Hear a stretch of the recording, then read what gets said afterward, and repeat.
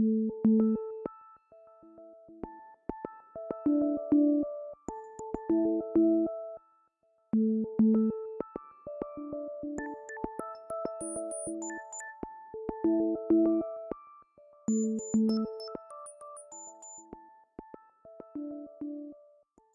unique health issues do these older adults with HIV actually face beyond having HIV?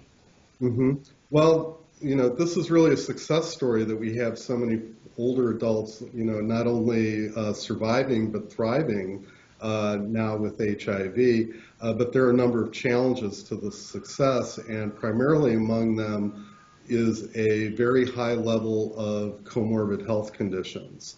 And so what we're seeing, this is one of the things I was talking about them looking like an older group.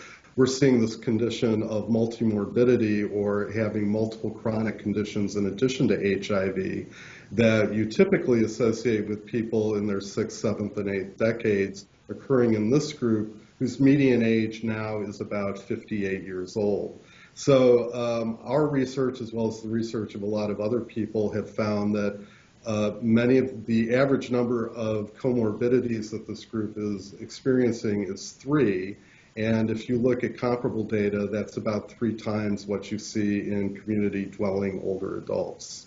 So very high levels of multimorbidity. In terms of the physical illnesses, we see higher rates of certain types of cancer, particularly lung cancers, anal cancers among gay and bisexual older men with HIV, higher rates of diabetes, cardiac conditions. One big concern is osteoporosis, broken bones, bone and joint problems, a much higher prevalence than you see in the general population.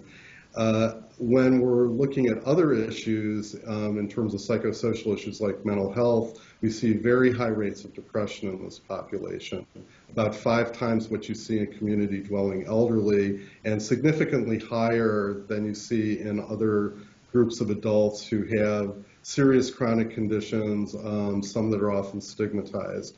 So the depression is really concerned primarily because we know depression is the single best indicator of not being adherent to your HIV medications as well as other medications, and also creating difficulties with staying engaged in care.